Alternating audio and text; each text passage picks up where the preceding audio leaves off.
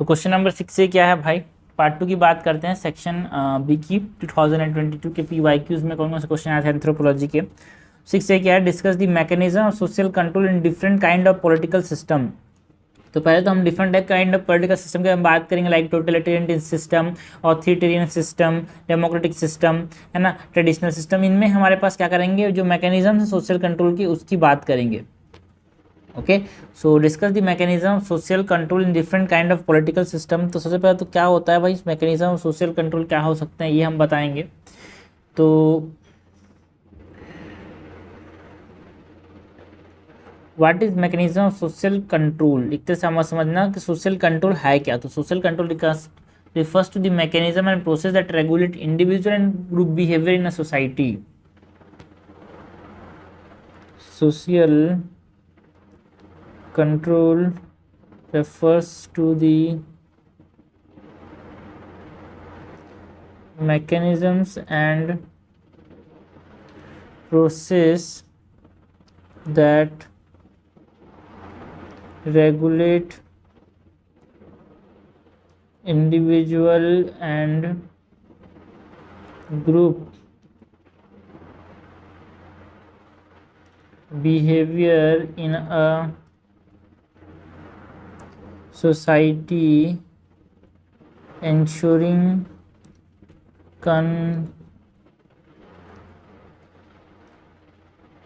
conformity and compliance with established norms, values and rules.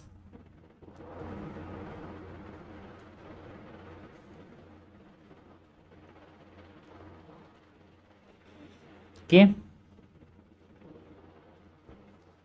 तो यहाँ पे हम डिफरेंट सिस्टम की बात करेंगे। हमारे पास जनरली जो पॉलिटिकल सिस्टम है वो 4 तरह के होते हैं भाई, totalitarian, authoritarian, democratic and traditional system. So types of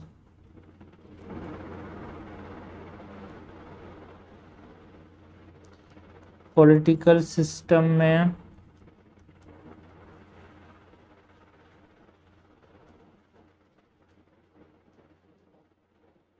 totalitarian, authoritarian, democratic, traditional.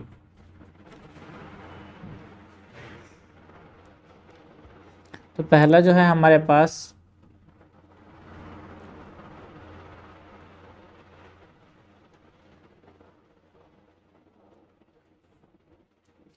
Totalitarian system, यहाँ पे कैसे स्टेट कंट्रोल को मेंटेन किया जाता है भाई, है ना। एक कैसा होता है, परवेजिव होता है, and it is maintain through coercive surveillance and propagandas. And state जो है वेरियस टूल्स का इस्तेमाल करती है ना, suppress opposition including the use of secret police, imprisonment, torture, censorship.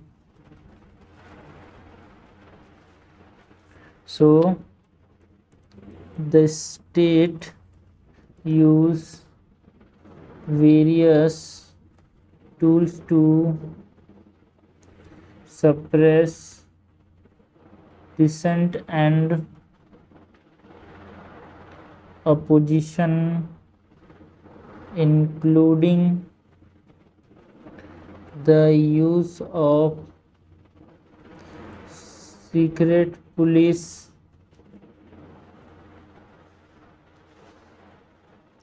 imprisonment, torture and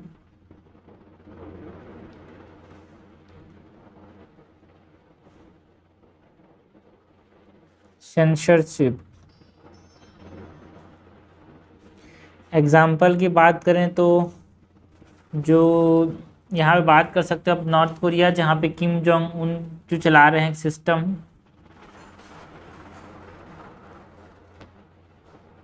north Korea under Kim Jong Un, ठीक है, totalitarian हो गया। ऑथोरिटेटिव सिस्टम के अंदर की बात करें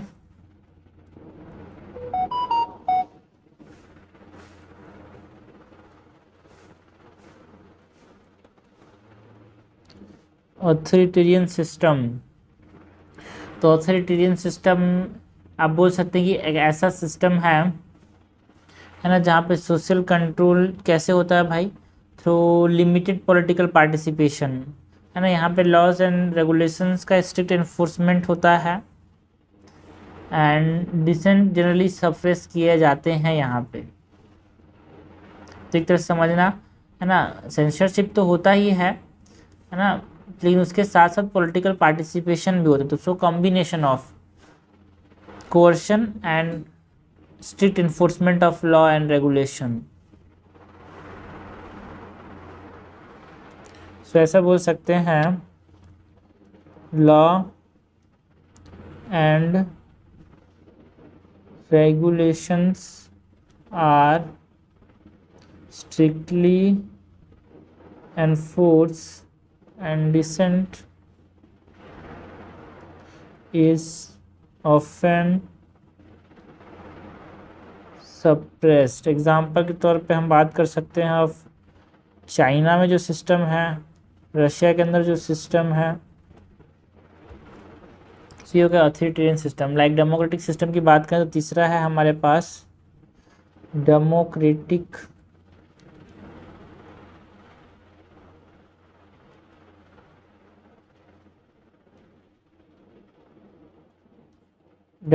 सिस्टम। एंड डेमोक्रेटिक सिस्टम में कैसा होता है भाई, क्या होता है डेमोक्रेटिक सिस्टम के अंदर, सोशल कंट्रोल कैसे मेंटेन किया जाता है, through combination of formal institute, है ना, like electoral process, rule of law, है ना, कुछ इनफॉर्मल मीन्स भी होते हैं like social norms and civil participation. So social control in democratic system is maintained through a combination of formal institution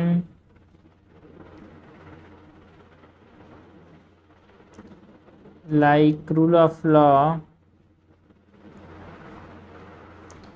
and electoral process। And informal meals भी होते हैं कुछ,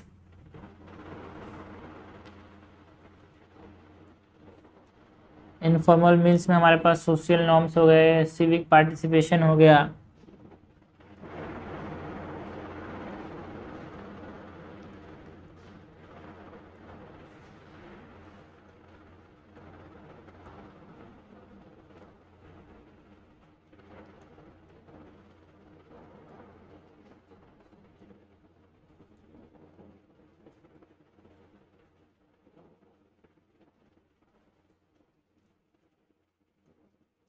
एग्जाम्पल के तौर पे जो डेमोक्रेटिक सिस्टम है इन इंडिया,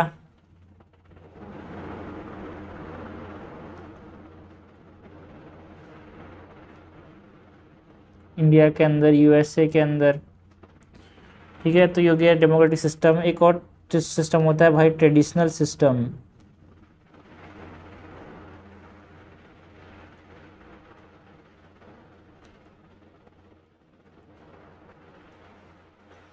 ट्रेडिशनल सिस्टम में सोशल कंट्रोल कैसे मेंटेन किया जाता है भाई, है ना, कि यहाँ पे जो बूढ़े लोग होते हैं, रिलीजियस लीडर्स होते हैं, सोशल कंट्रोल मेंटेन करते कैसे हैं, through informal mechanism like gossip, ridicules, है ना, ऑस्टिसिज्म।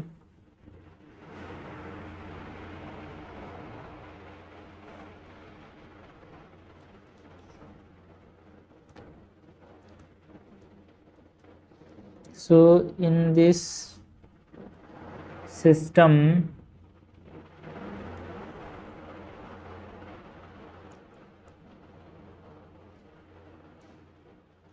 social control is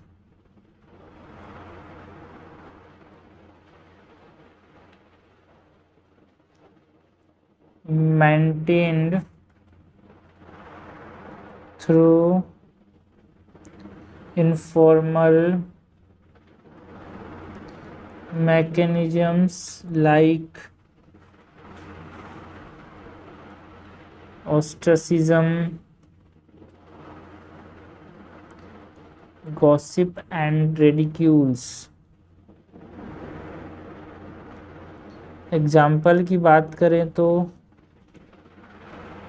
मासाई जो ट्राइब है एक तरह से आप समझना केन्या के अंदर, वो यहाँ पे बेस्ट एग्जाम्पल बोल सकते हैं यार।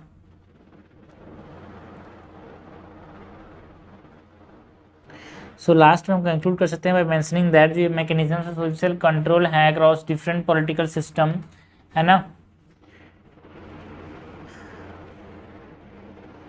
ये क्या है, ये इम्पोर्टेंट है। हाउएवर हमारे पास ये समझना डिफरेंट है भाई, लाइक पॉलिटिकल सिस्टम के अंदर, है ना, टोटलिटेरियन ऑथोरिटेटिव सिस्टम के अंदर जो है डिफरेंट है ना। मतलब जो डेमोक्रेटिक सिस्टम है ज़्यादा किस पे भरोसा रखता है, ट्रेडिशनल सिस्टम में ज़्यादा भरोसा रखता है सोशल नॉर्म्स पे, बट जो पॉलिटिकल सिस्टम या फिर टोटलिटेरियन सिस्टम या फिर जो ऑथोरिटेटिव सिस्टम है वो कोअर्सन एंड फोर्स पे भरोसा रखता है यार, है ना।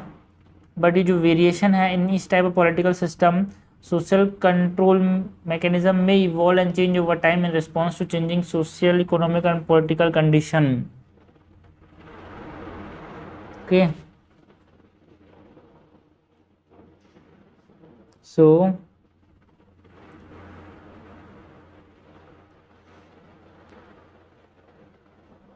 however there are variation within each type of political system and social control mechanism may evolve and change over time in response to changing social, economic and political condition।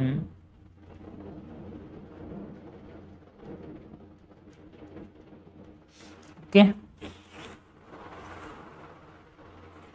सो इस प्रकार से हमने एक आंसर लिखा भाई। क्वेश्चन क्या था, question था discuss the mechanism, 20 number question था ये, 20 मार्क्स का।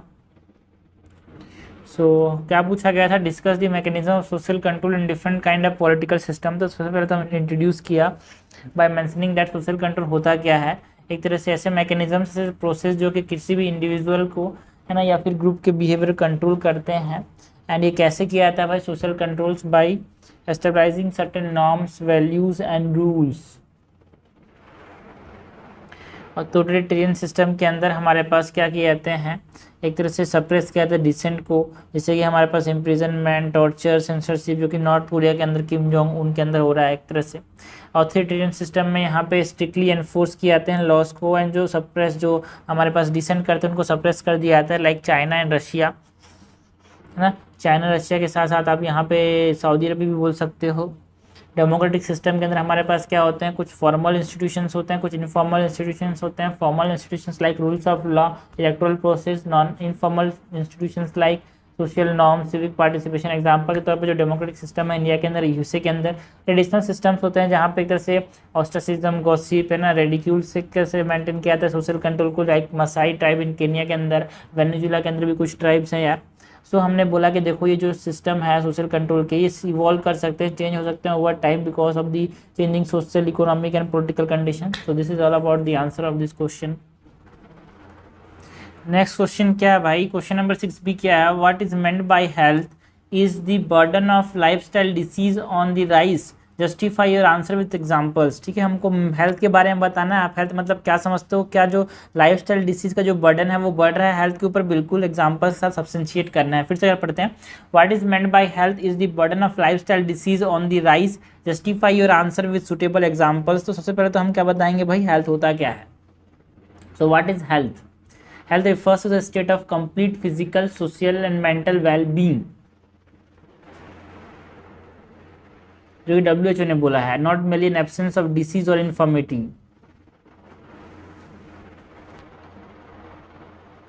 Health refers to a state of complete physical, mental and social well-being and not just the absence of disease or infirmity। Okay, तो ये हो गया, हमने बताया कि ये है क्या, हेल्थ। नाउ हमारे पास क्या बताना है भाई, बर्डन ऑफ लाइफस्टाइल डिसीज बढ़ रहा है, इसकी एग्जांपल्स की बात करेंगे। So examples that justify the lifestyle disease जो है बढ़ रहे हैं।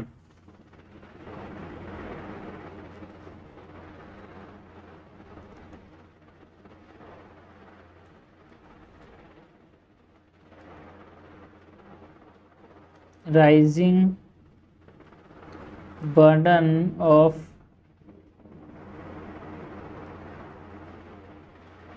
lifestyle diseases। फर्स्ट क्या है, increasing prevalence of obesity,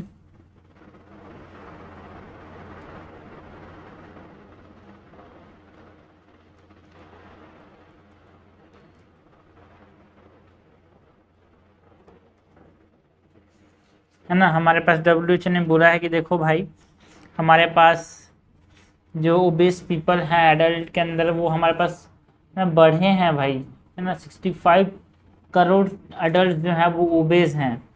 and इसका कारण क्या है, जो सीडेंटरी लाइफस्टाइल है, increase consumption of high calorie processed food, है ना, reduce physical activity.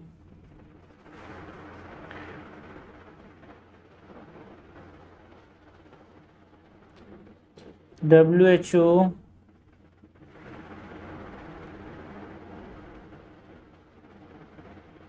estimate that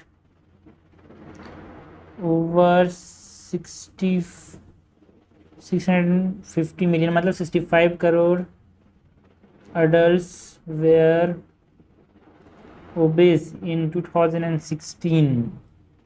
and इसका कारण क्या है, मेन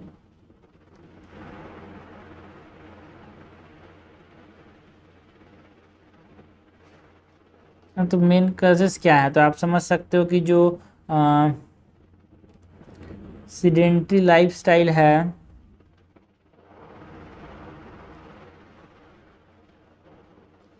ना, increase consumption of high calorie processed food,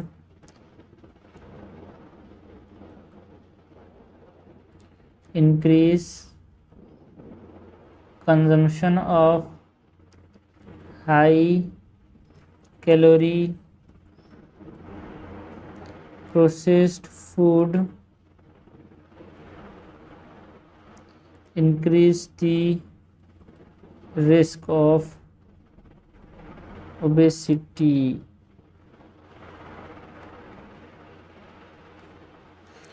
ना, ये तो हो गया, हमने बताया obesity is a lifestyle disease. के बाद जो राइज ऑफ डायबिटीज़ है वो भी एक इम्पॉर्टेंट, यहाँ पे आप बोल सकते हो बर्डन है यार।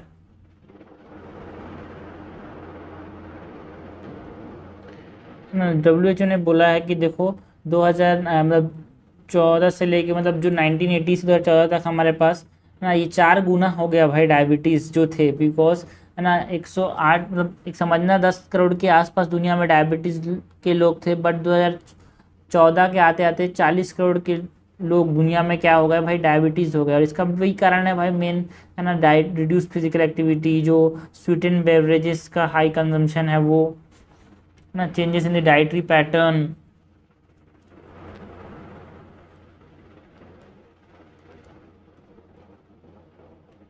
According to WHO, the number of people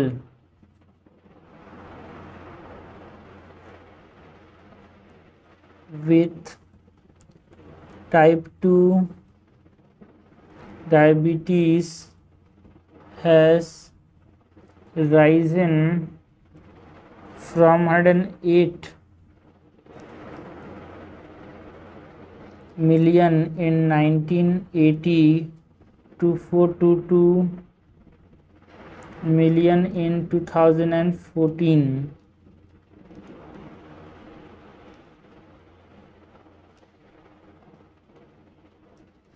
इसके कारण क्या बोल सकते हैं यार? Increase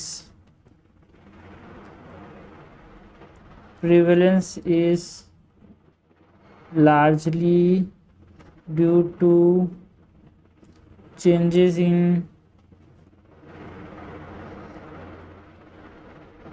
dietary pattern, reduce physical activity, and increased consumption of sweetened beverages. Increase consumption of sugar or sweetened beverages. और भी बहुत सारे आप समझते हो लाइफस्टाइल डिसीज़ का बढ़ने का रेट देखने को मिला है, लाइक कार्डियोवैस्कुलर डिसीज़ यार, है ना। कार्डियोवैस्कुलर डिसीज़ भी वही क्यों बढ़ा? Because of the physical inactivity, tobacco use, harmful alcohol consumption.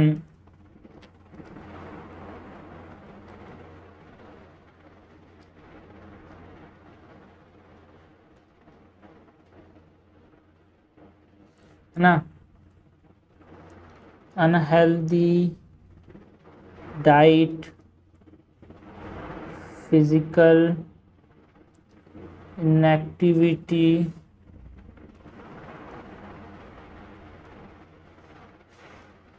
tobacco use and harmful alcohol consumption are major risk factor for cardiovascular diseases. So in conclusion हम बोल सकते हैं कैंसर भी बढ़ रहा है यार बहुत ज़्यादा, like cancer of lung, breast, colon cancer, है ना, because of the excessive alcohol consumption, वही फिजिकल एक्टिविटी, है ना। तो इन कंक्लूजन हम बोल सकते हैं कि जो बर्डन ऑफ लाइफस्टाइल डिसीज है is undoubtedly on the rise, primary due to what? Unhealthy habits and behaviour. But हमारे पास ये बहुत इंपॉर्टेंट हो जाता है to focus on the prevention strategies and public health interventions को हम क्या कर सकते हैं? प्रमोट कर सकते हैं, जिससे, है ना, हम बोलेंगे कि भाई आप मोडिफाइबल रिस्क फैक्टर्स को कम करें, है ना, जिससे हम जो ग्रोइंग बर्डन है उसको कम कर सकते हैं। Thus, it is important to focus on prevention strategies and public health interventions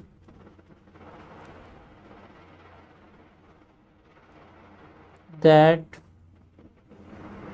promote healthy lifestyle and reduce modifiable risk factor to curb the growing burden of this diseases। ठीक है। So question क्या था भाई? Question था what is meant by health is the burden of lifestyle disease on the rise, justify your answer with suitable example. तो हमने बताया कि हेल्थ क्या है? Health is a state of complete physical social and mental well being and not mainly in absence of disease और infirmity. तो यहाँ पे हमने बताया कि जैसे हमारे पास जो इंक्रीज प्रिवेलेंस है ओबेसिटी का, वो क्यों है भाई, mainly to sedentary lifestyle. Generally हमने देखा जो 50 मिलियन अडल्ट्स को डब्ल्यूएचओ ने बोला कि वो ओबेस 2016 के अंदर, तो generally it is due to what, it is increase है ना, कल हाई कैलोरी डाइट का इंटेक बढ़ने की वजह से, सीडेंटरी लाइफस्टाइल की वजह से, है ना। जो डायबिटीज़ का बर्डन बढ़ा है, हमने देखा कि फिर 1980 से लेके 2014 तक हमारे पास 108 से लेके 422 मिलियन हो गए यार टाइप 2 डायबिटीज़। ये क्यों है? Because of the physical activity कमी हो गई, स्वीट एंड बेवरेजेस का कंजम्पशन बढ़ गया, कार्डियोवास्कुलर डिसीज बढ़ रहे हैं because of the unhealthy diet, alcohol use, tobacco use, है ना। सो हमने बताया कि ये एक तरह से हमारे पास लाइफस्टाइल डिसीज बढ़ रहे हैं। सो जरूरी क्या है भाई, प्रिवेंशन स्ट्रेटेजीज जरूरी है, पब्लिक हेल्थ इंटरवेंशन जरूरी है, जिससे हम जो ग्रोइंग बर्डन है डिसीज का उसको कम कर सकें। सो क्वेश्चन नंबर 60 क्या है भाई, critically evaluate the reason for the reduction in the age of menarche. जो एज ऑफ मेनार्च है फीमेल्स के अंदर, in human females over successive generation, उसके कम होने का रीजन बताना है, क्रिटिकली इवेल्युएट करना है भाई। फायदे नुकसान पॉजिटिव या नेगेटिव दोनों बताने हैं। तो एज ऑफ मेनार्च क्या है वो बताएंगे पहले तो इंट्रोडक्शन के अंदर, कि एक first occurrence of first menstruation in human females, है ना, is what we called menarche. So यहाँ पे हम इंट्रोड्यूस कर सकते हैं by mentioning that the age at menarche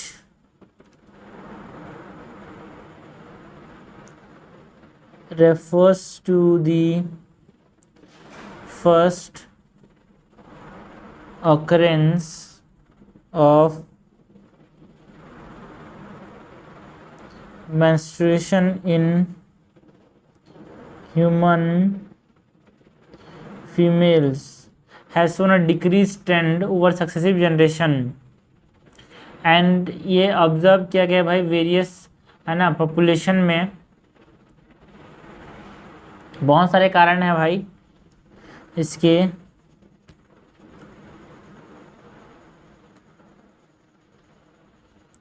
Son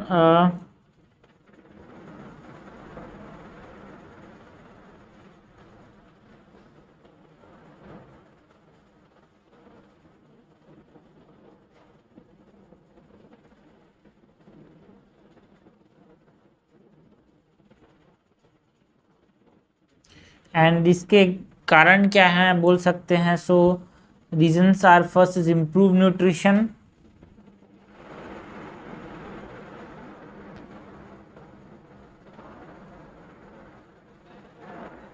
so factor responsibles are what, improve nutrition,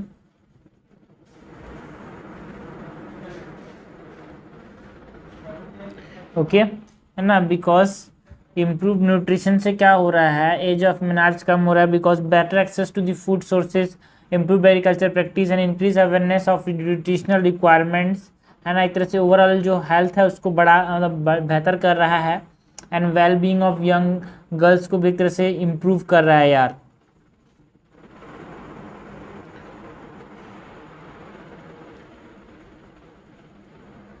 सो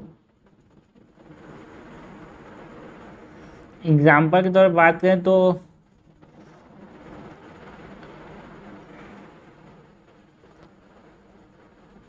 जो यूनाइटेड स्टेट्स है ना, इन दी यूनाइटेड स्टेट्स जो एज ऑफ मेनार्च था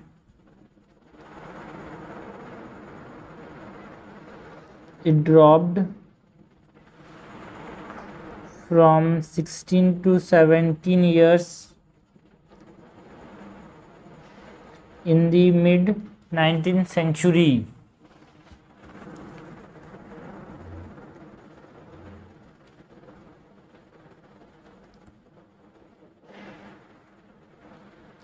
to around 12.5 years in the late 20th century।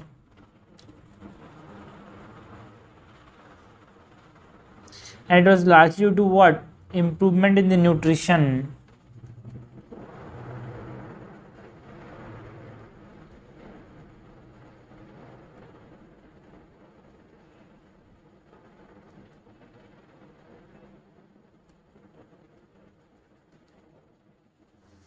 पहला था इम्प्रूव न्यूट्रिशन की वजह से हमारे पास जो एज ऑफ मेनार्च है छोटा हो जा रहा है भाई। एंड दूसरा आप बोल सकते हैं because of the reduce physical activity,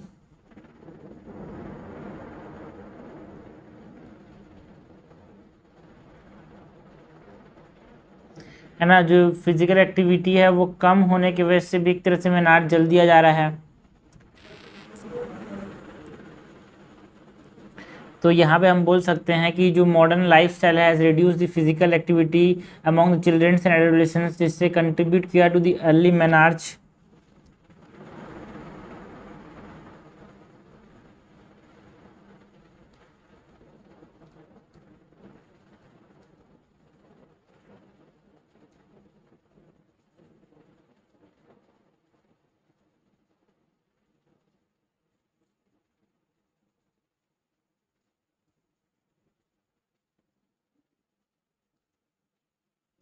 Okay, among adolescents which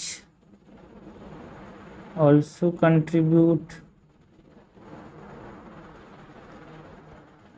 to earlier menarche। High body fat percentage भी बोल सकते हो एक तरह से यार,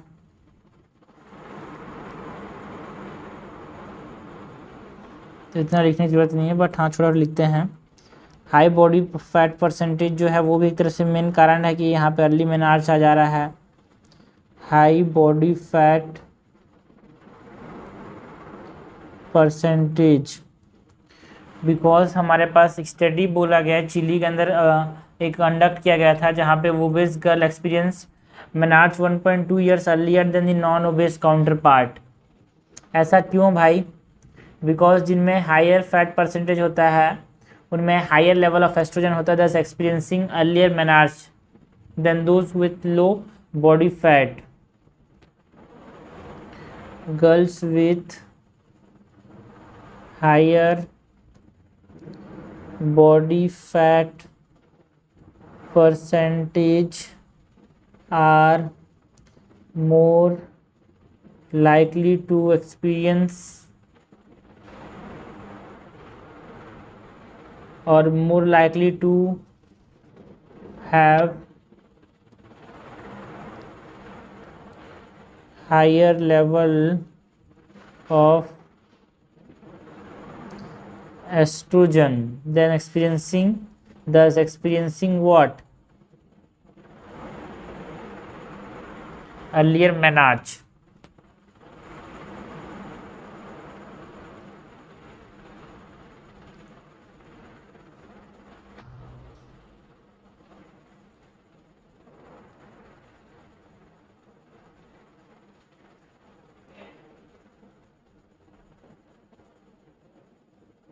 और क्या कारण है भाई? Because of the exposure to the environmental endocrine disruptors, जिसमें हमारे पास क्या क्या आते हैं, है ना,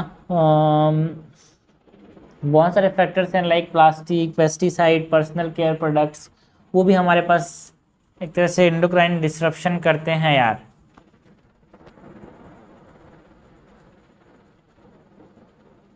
exposure to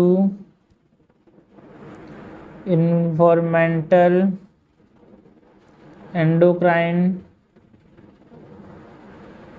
disruptors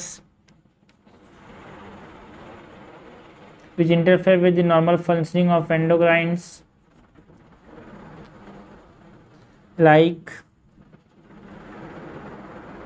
plastics, pesticides and personal care product which interfere with normal functioning of the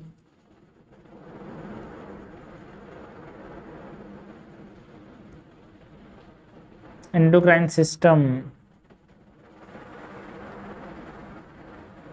और ये बहुत और भी कारण है like the socio economic factors भी हैं भाई, बिकॉज हमारे पास वो भी एक इम्पॉर्टेंट रोल प्ले करता है ना, because improve access to health care and education can lead to better awareness of health and nutrition, thus contributing to earlier sexual maturation.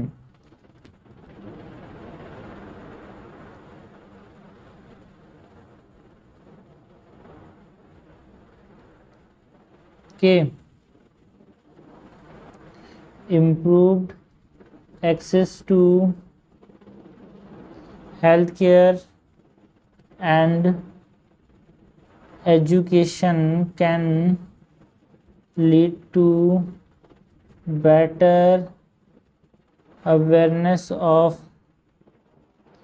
health and nutrition, thus contributing to earlier sexual maturation. So last में conclude कर सकते हैं by mentioning that reduction in the age of menarche in human females over successive generation is attributed to multiple factors, जो कि हमने बताया यार, है ना. And understanding this factor is crucial to address the potential health implications associated with early menarche, जैसे कि increase risk of breast cancer, psychological issues, है ना, reproductive health problems. So conclude कर सकते हैं बाय मेंशनिंग दैट दस understanding this factor is crucial to address the potential health implications associated with early menarche, such as increased risk of breast cancer, psychological issues and reproductive health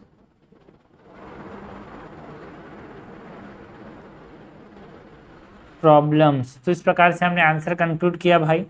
question क्या था, critically evaluate the reasons for और reasons of reduction in the age of menarche in human females over successive generation. तो हमने बताया menarche क्या है भाई, first occurrence of the menstruation in human females. बहुत सारे फैक्टर्स इसकी वजह से ये कम हो रहा है जो एज ऑफ मेनार्च है वो, लाइक इम्प्रूव न्यूट्रिशन यार, reduce physical activity, higher body fat percentage, जिससे हायर लेवल ऑफ एस्ट्रोजन जो कि डिस्टर्ब कर देते हैं हमारे पास, जो कि ज़्यादा जल्दी मेनार्च ले आते हैं. And exposure to environmental endocrine disruptors like जो पर्सनल, है ना, केयर प्रोडक्ट होते हैं, है ना, कॉस्मेटिक्स हो गए, है ना, और भी बहुत सारे पेस्टिसाइड्स हो गया, प्लास्टिक हो गया, है ना, सोशल इकोनॉमिक फैक्टर्स लाइक जो कि एजुकेटेड लोग होते हैं जिनके पास improve access to health care होता है, उनमें ज़्यादा जल्दी सेक्सुअल मैच्योरेशन आ जाता है. तो लास्ट में हमने कंक्लूड किया by mentioning that understanding this factor is crucial, है ना, बिकॉज हम वो सारे के सारे पोटेंशियल हेल्थ इंप्लीकेशंस जो कि हो सकते हैं because of the early menarche, उसको एड्रेस कर सकते हैं. Like the increase risk of breast cancer हो सकता है भाई अर्ली मेनार्च आने से, साइकोलॉजिकल इशूज़ हो सकते हैं, रिप्रोडक्टिव हेल्थ प्रॉब्लम्स हो सकते हैं, उसको हम सुलझा सकते हैं. एंड इस फील्ड में रिसर्च की बहुत ज़रूरत है भाई.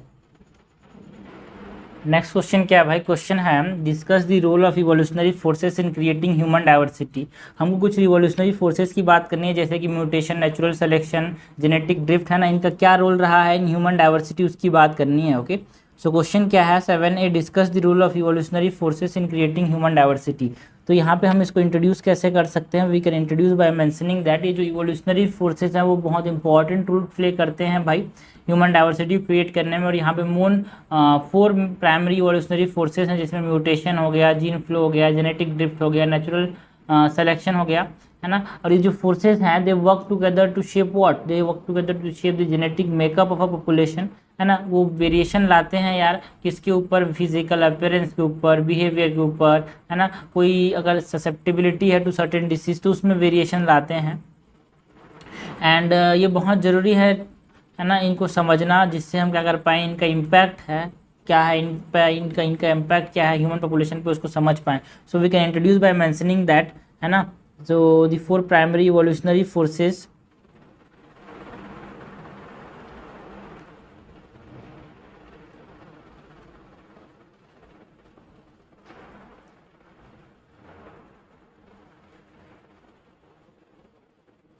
that contribute to human diversity are mutation, gene flow, genetic drift, and natural selection.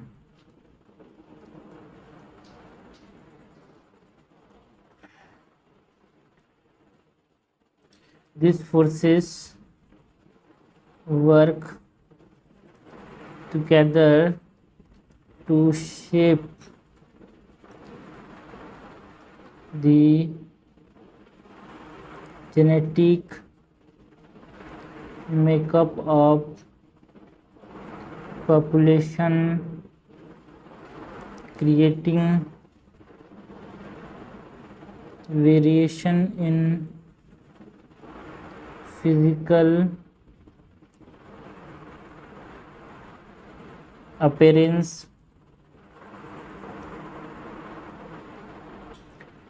behavior, and susceptibility to certain diseases. Okay, so सबसे पहला तो हमारे पास जो रूल है वो है किसका, म्यूटेशन का, है ना। ये म्यूटेशन जो है वो क्या करता है भाई, है ना। यहाँ पे जब चेंजेस होते हैं डीएनए सीक्वेंस में, जिससे वेरियस, है ना, फैक्टर्स आते हैं इसमें, जैसे कि, है ना, डीएनए रेप्लिकेशन में कोई चेंजेस हो गए, है ना, वेरिएशन मतलब एक्सपोजर हो गया रेडिएशन का, या फिर कोई सर्टेन केमिकल्स था, तो उससे म्यूटेशन आ सकते हैं। एंड ये जो म्यूटेशंस हैं जो कि समय के साथ होते हैं, है ना, उससे क्या होता है, जेनेटिक डाइवर्सिटी आता है, which forms the basis for other evolutionary forces to act upon. So mutation कब होते हैं भाई, they occur when there is a change in the DNA sequence which can be caused by various factors such as error in DNA replication, exposure to radiation, or certain chemical.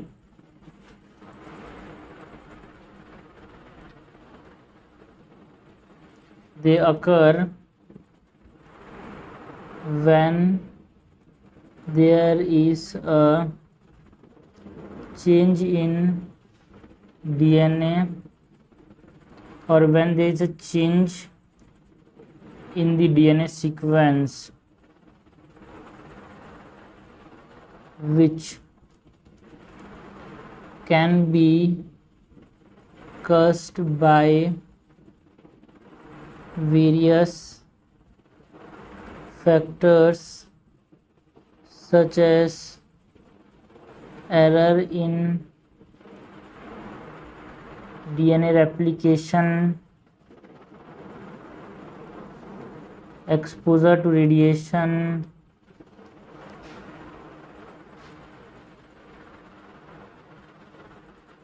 or certain chemical, है ना। It forms what, है ना, जब ये सारे बहुत सारे mutations आ जाते हैं तो एक तरह से जेनेटिक डाइवर्सिटी की फॉर्म में हमारे पास ये मैनिफेस्ट करता है।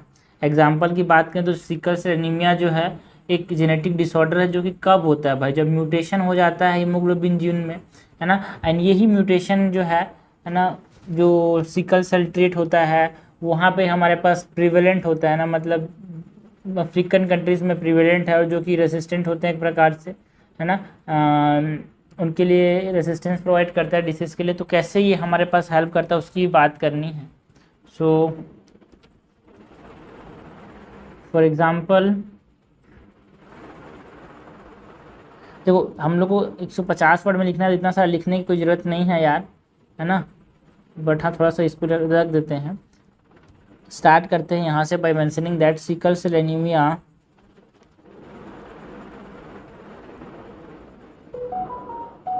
Sickle cell anaemia is a genetic disorder. नहीं यार, इतना ज़्यादा लिखने से कुछ नहीं होगा, बस कंटेंट बढ़ेगा तो इसको हटा देते हैं, है ना। तो लिख लिया हमने, तो एग्जांपल देते जाएंगे और बताते जाएंगे चीज़ों को, ठीक है। फॉर एग्जांपल यहाँ पे sickle cell anaemia is a genetic disorder caused by a mutation in the hemoglobin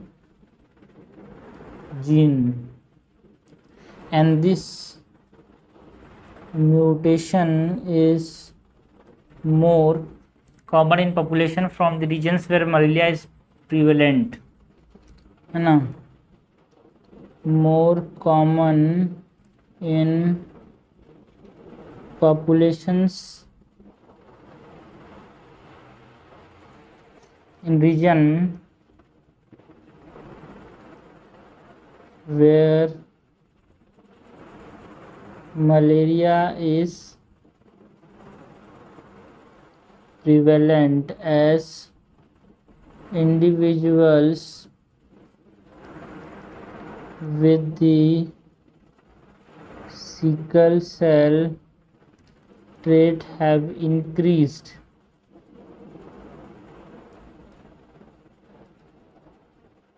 resistance to the disease.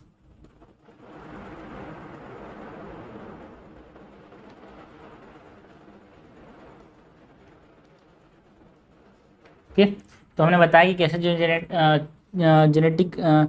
जो म्यूटेशन था उसने कैसे एक तरह से ह्यूमन डाइवर्सिटी को क्रिएट किया, प्रमोट किया, उसकी बात की, है ना। पहले म्यूटेशन की बात की, उसके बाद हम बात करते हैं अबाउट जीन फ्लो। यार जीन फ्लो से कैसे हमारे पास मटेरियल, जो जेनेटिक मटेरियल है वो डिफरेंट पॉपुलेशन के बीच में माइग्रेट करता है, किसके थ्रू, है ना, माइग्रेट मतलब जो ट्रांसफ़र होता है जेनेटिक मटेरियल एक पॉपुलेशन से दूसरे पॉपुलेशन में थ्रू माइग्रेशन, इंटरब्रीडिंग या फिर in other form of contact, ठीक है।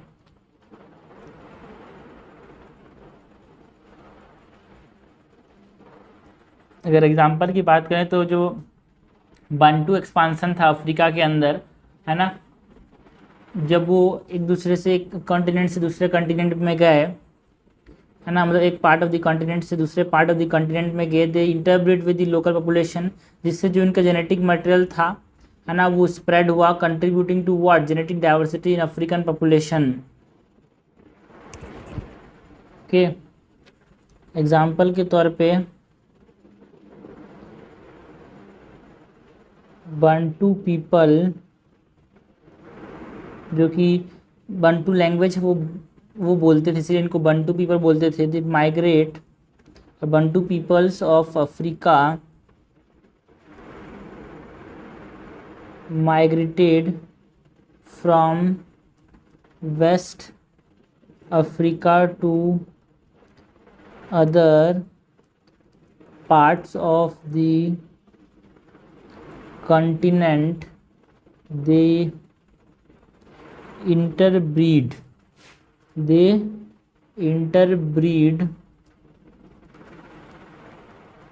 with local populations,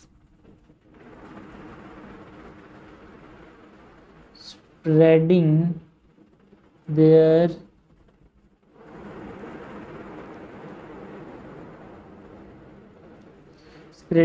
genetic material and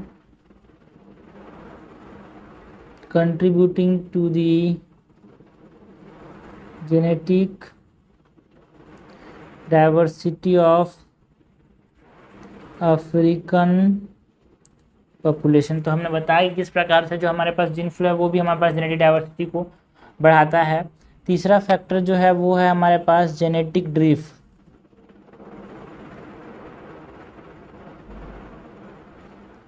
है ना। जेनेटिक ड्रिफ्ट में क्या होता है भाई, फ्लक्चुएशन होता है, जो फ्रीक्वेंसी ऑफ जेनेटिक वेरिएंट्स हैं किसी भी एक पॉपुलेशन के अंदर, उसमें हमारे पास क्या होता है, चेंजेस होते हैं। एंड सबसे बेस्ट एग्जांपल क्या है इसका, एक फाउंडर्स इफेक्ट है यार। एक टाइप ऑफ जेनेटिक ड्रिफ्ट है that occurs when a small group of individual establish a new population. Okay, so genetic drift होता क्या है, genetic drift is the random fluctuation in the frequency of genetic variants within a population over time. अगर हम examples की बात करें तो the founders effect is a type of genetic drift that occurs when a small group of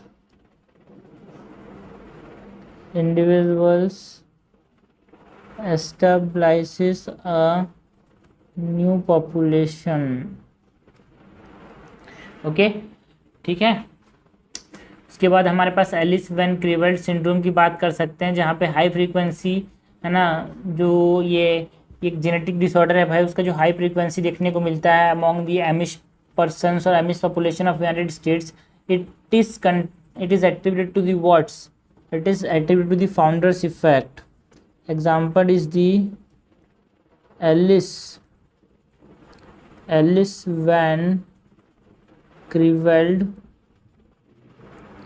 syndrome among the Amish population in United States।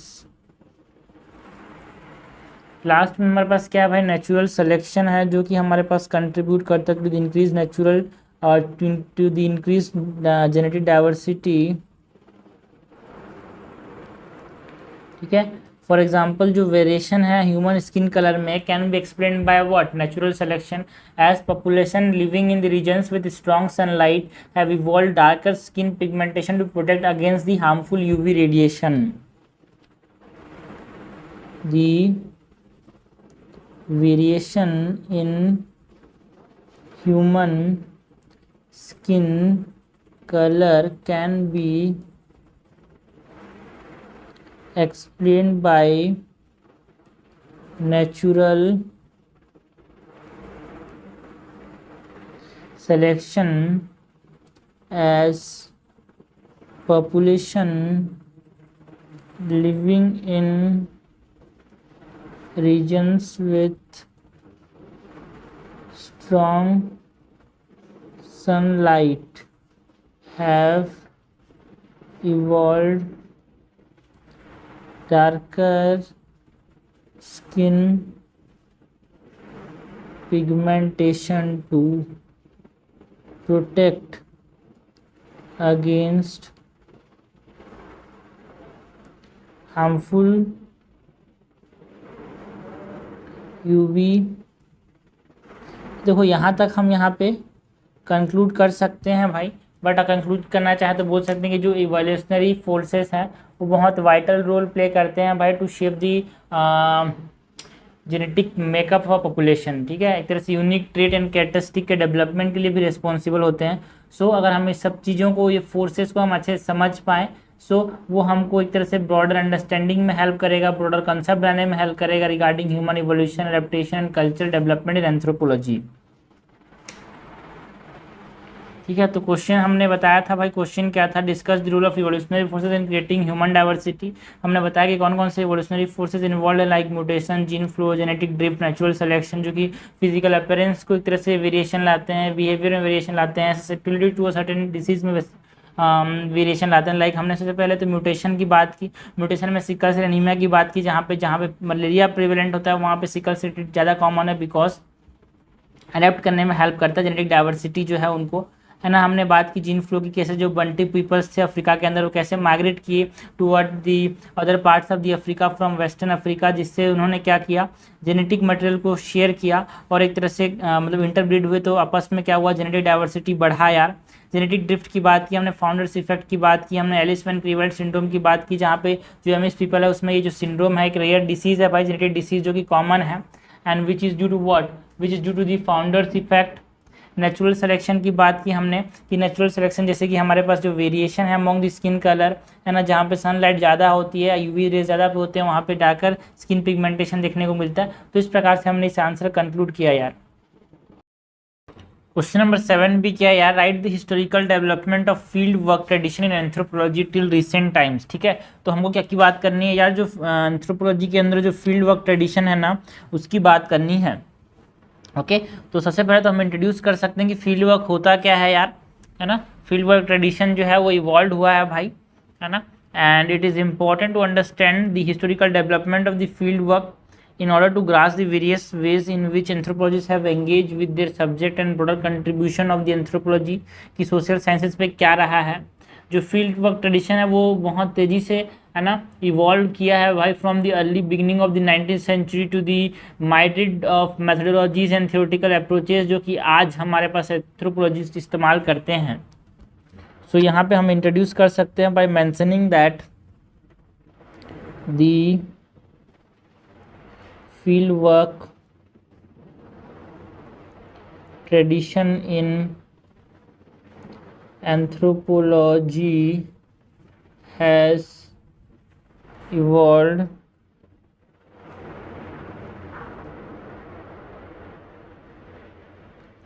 significantly over time from its early beginnings in the 19th century to the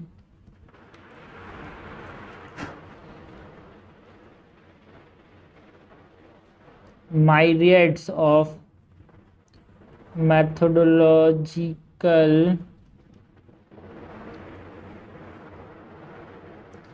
and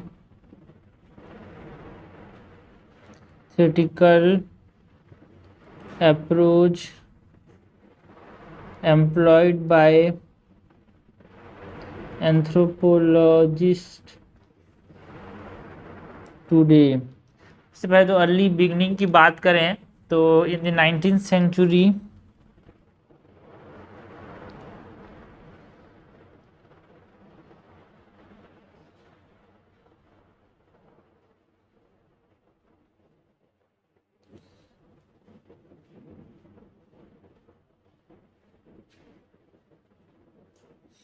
है ना, हमारे पास बहुत सारे field works देखने को मिले, है ना। The work of early anthropologist like Edward Tylor, है ना, एल.एच. मॉर्गन वर कैरेक्टराइज्ड, है ना, बिकॉज ये फोकस किस पे करते थे, on cultural evolution and search for universal pattern in human societies.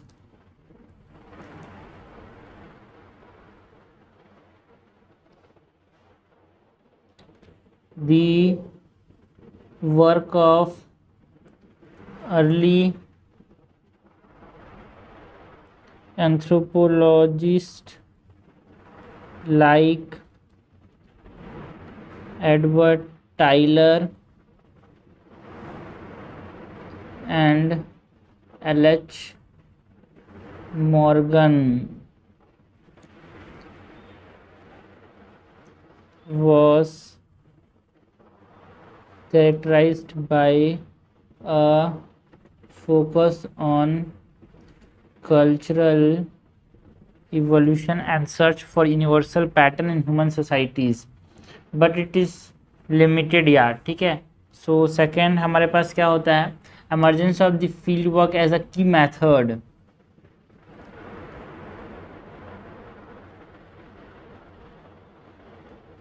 emergence of the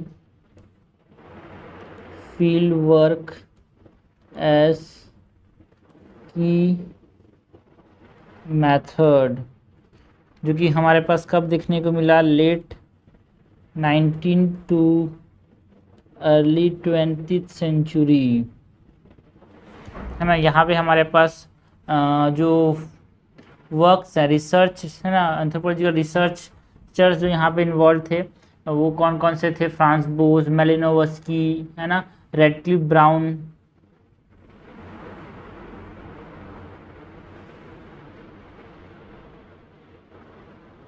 And the turn of 20th century saw the emergence of the fieldwork as the hallmark of anthropological research,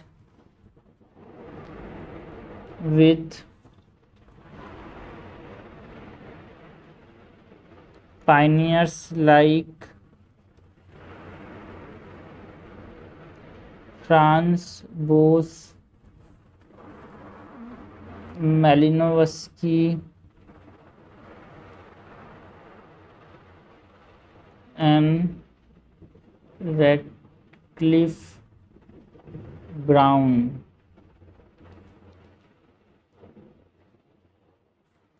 यहाँ पे मैलिनोस की बात करें तो इन्होंने जो टोब्रियान Islanders के अंदर पपुआ गिनी गिनी की जो आसपास है टोब्रियान आइलैंडर्स के अंदर जिनका जो काम था वो बहुत फेमस है यार, है ना। एक हमारे पास क्या थे वो फंक्शनलिस्ट थे, है ना, जो सबसे हाईएस्ट जो long duration of field work था वो इन्हीं का था। एंड हमारे पास अब बात करें तो रेडक्लिफ ब्राउन का जो वर्क था वो किसके अंदर था? रेडक्लिफ ब्राउन का वर्क जो था वो अंडमान आइलैंड्स के अंदर।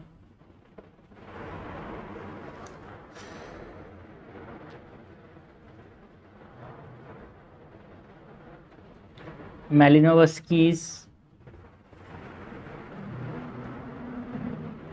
work with Tobriand Islanders in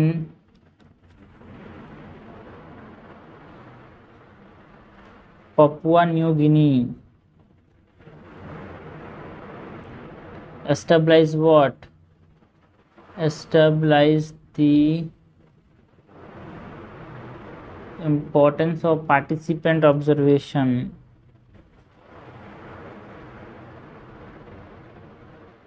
okay, ये हो गया। अगर मिड 20th सेंचुरीज की बात करें तो मिड 20th सेंचुरीज में हमारे पास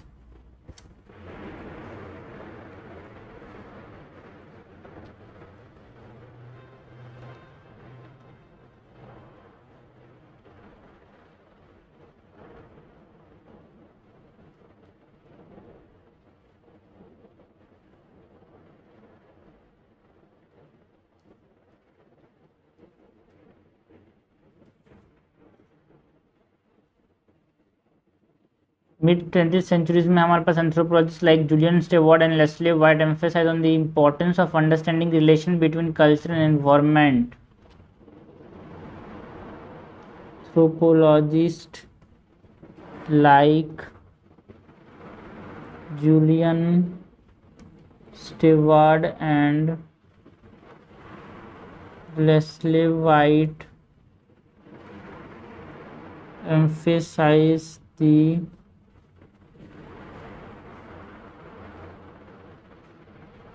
importance of understanding the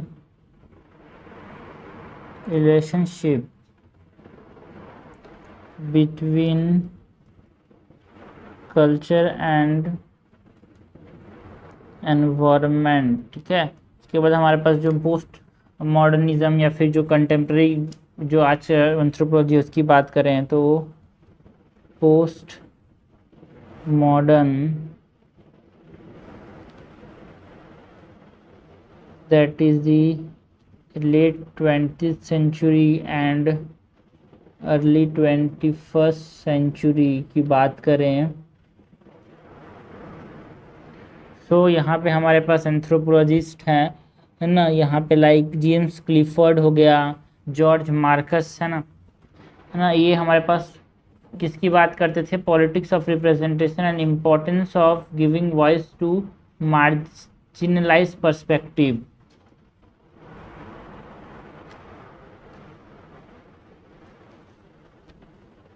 The work of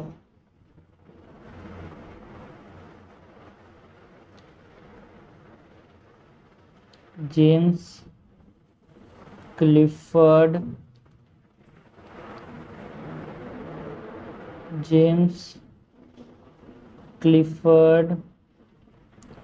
George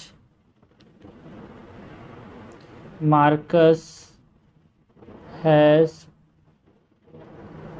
contributed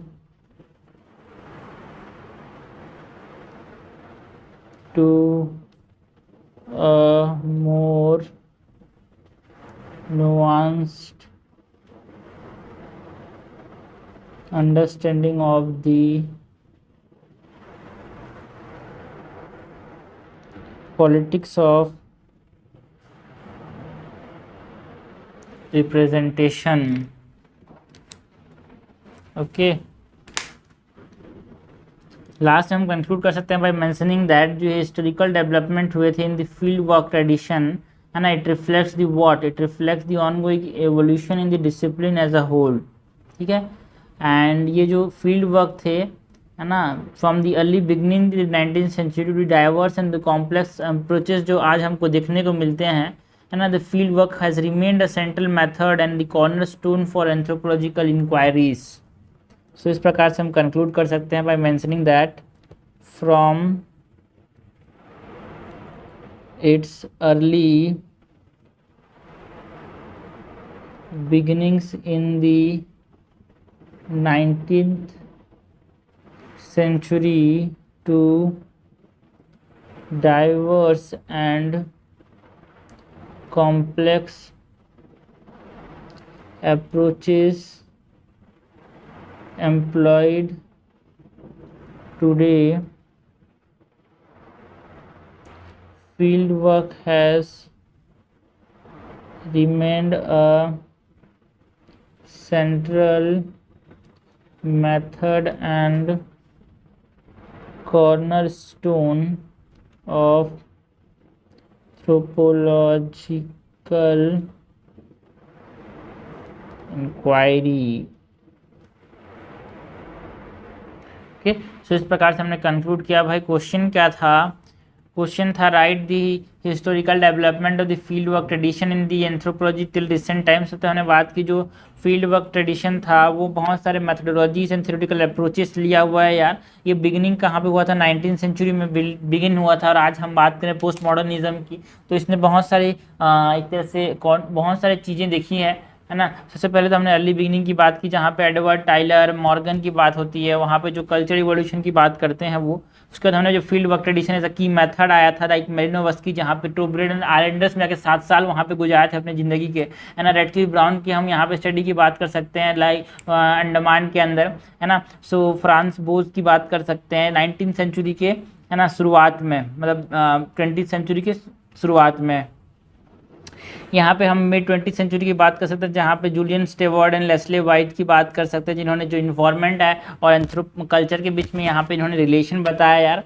ठीक है, लास्ट में हमारे पास जो मोस्ट मॉडर्निज्म जिसको हम आज बोलते हैं, जो हमारे पास कंटेम्प्रेरी टाइम्स में जो एंथ्रोपोलॉजी है, जहाँ पे हमारे पास इंपॉर्टेंट जो नाम्स आते हैं वो जेम्स क्लिफर्ड हैं, जॉर्ज मार्कस हैं, वो हमारे पास एक तरह से पॉलिटिक्स ऑफ रिप्रेजेंटेशन को अंडरस्टैंड करने की बात करते हैं। तो हमने जो बताया कंक्लूड किया भाई कि देखो आज जब ये स्टार्ट हुआ था 19th सेंचुरी से, जो आज ये कॉम्प्लेक्स एंड डाइवर्स अप्रोचेस जो इवॉल्व हुए हैं है ना, बहुत इंपॉर्टेंट है भाई। बिकॉज उसके बावजूद भी हमारे पास जो फील्ड वर्क ट्रेडिशन है वो एक हमारे पास सेंट्रल अप्रोच है भाई, किसके लिए? एंथ्रोपोलॉजिकल स्टडी के लिए। नेक्स्ट क्वेश्चन देखते हैं। क्वेश्चन नंबर 7C क्या है?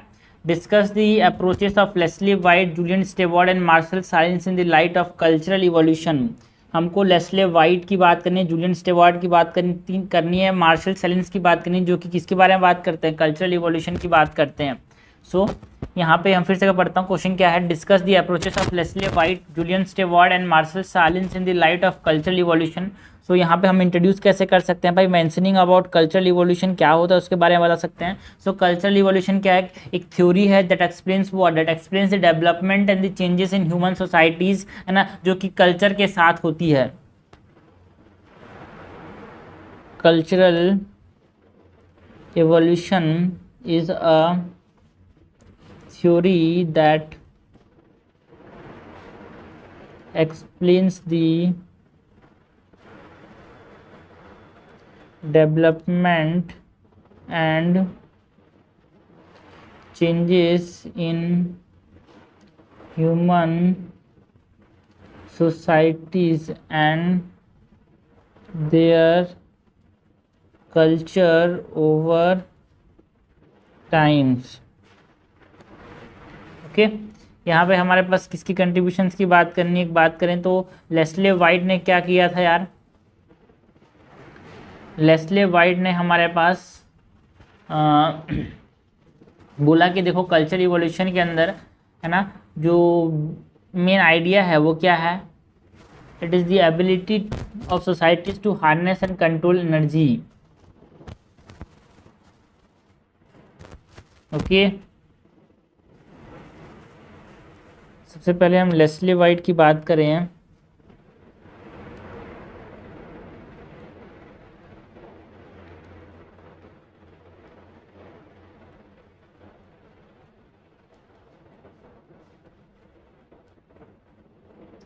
So लेस्ले वाइट का जो अप्रोच है, it is primarily based on the idea that primary driver of cultural evolution is the ability of societies to harness and control energy.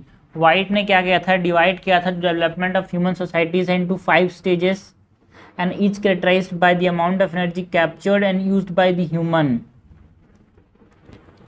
ठीक है,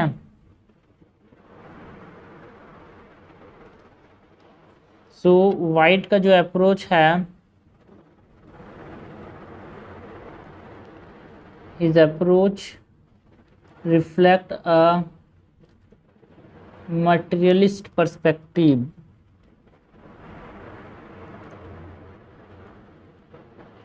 focusing on technological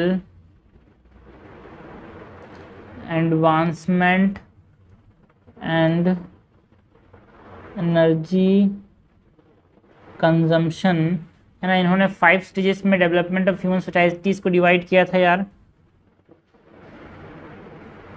है ना। He divided development of human societies into 5 stages।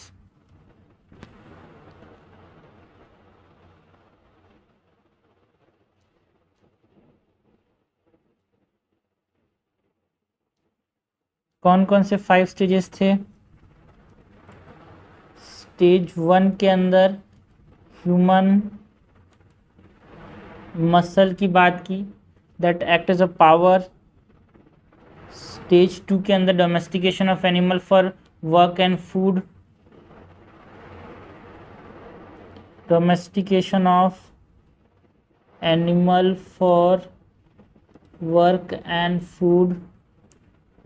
Stage 3 के अंदर agriculture revolution.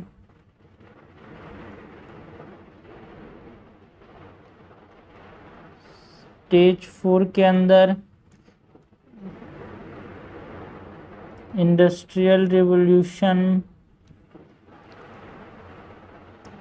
Stage 5 के अंदर जो आज हम देख रहे हैं, एटॉमिक एनर्जी की इस्तेमाल जो हो रहा है भाई, ठीक है। तो ये हमने बात की अबाउट लेस्ले वाइट के कंट्रीब्यूशन की। नाउ सेकंड क्या है, Julian Stewart.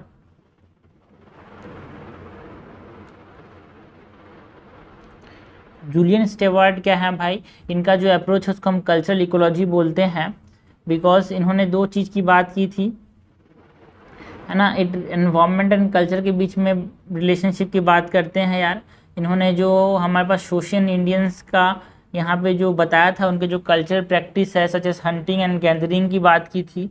It is heavily influenced by the arid environment in which they live. तो यहाँ पे हम बात कर सकते हैं कि जूलियन स्टेवर्ट जो थे,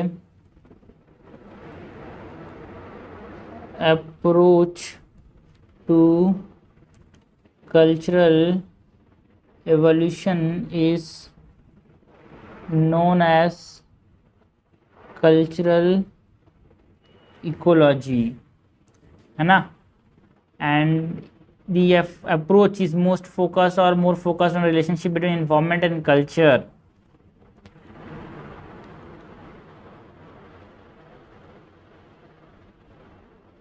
because the approach is more focused on the relationship between the environment and culture। Example के तौर पे, he studied the Shoshone Indians, he studied the Shoshone Indians of the Great Basin of North America।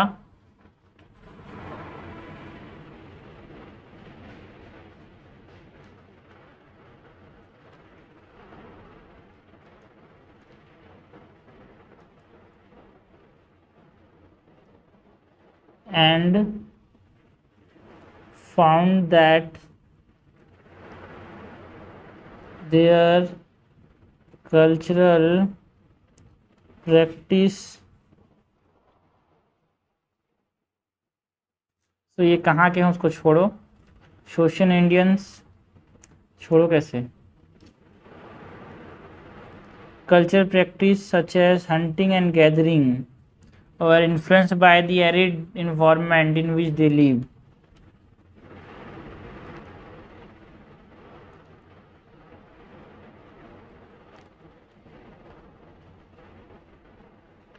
है ना, influenced by their arid environment in which they lived. सो इनका जो environment के बीच में और कल्चर के बीच में रिलेशन बताया ना. और third is martial silence.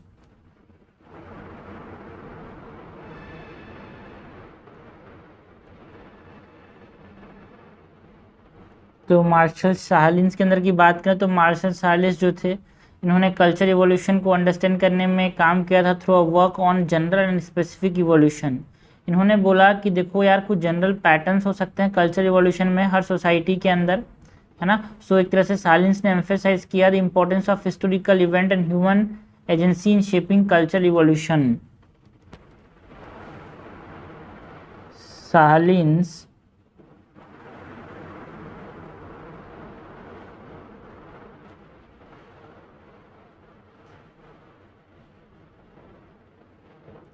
emphasize the importance of historical event and human agency in shaping cultural evolution. है ना. यहाँ पे जो इनका सबसे इम्पोर्टेंट काम है वो है फिजियन सोसाइटी के अंदर, है ना. जो इन्होंने यूरोपियन कॉलोनाइजर्स का जो अराइवल था उसका जो इम्पैक्ट पड़ा है वो एक तरह से क्या बता रहा है ना. इनका जो स्टडी है वो बताता है यार. सो ना he studied the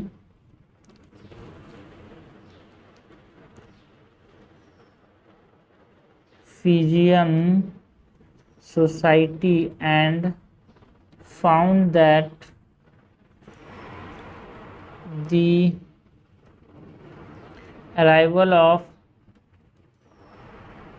European colonizer had a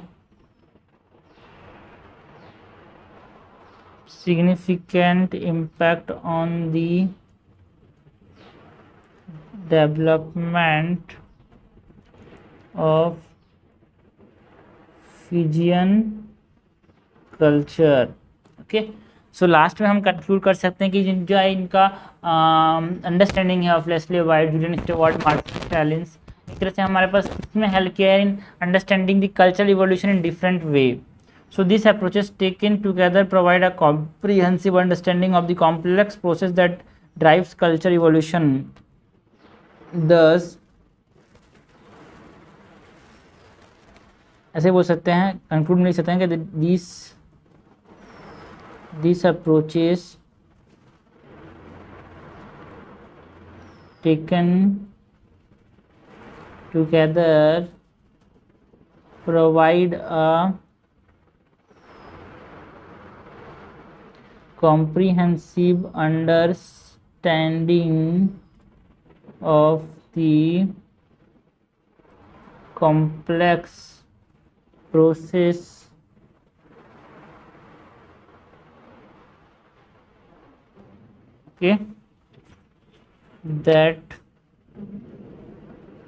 drive cultural evolution. ठीक है.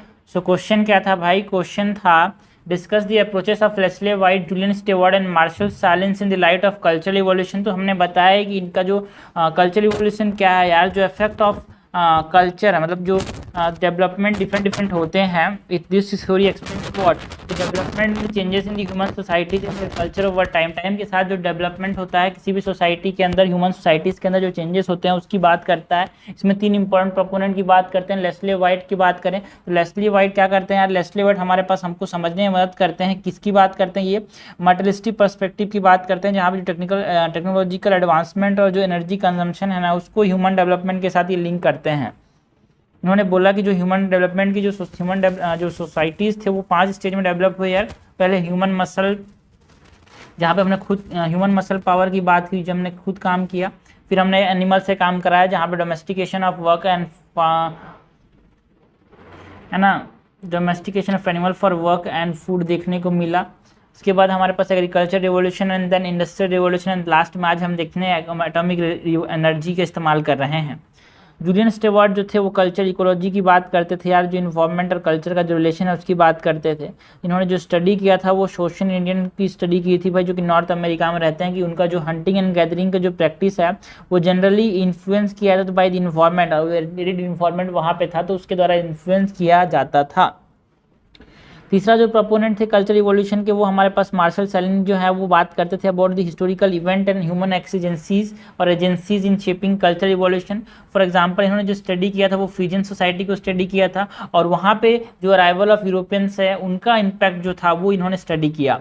सो हम ये बोल सकते हैं कि जो ये है ना डिफरेंट अप्रोचेस हैं, इनको जब हम आपस में टुगेदर पढ़ेंगे तो एक कॉम्प्रिहेंसिव अंडरस्टैंडिंग होगा यार, जिससे हम कॉम्प्लेक्स जो प्रोसेस है जो कि कल्चर इवोल्यूशन को ड्राइव करते हैं, आगे बढ़ाते हैं, उसको हम समझ पाएंगे।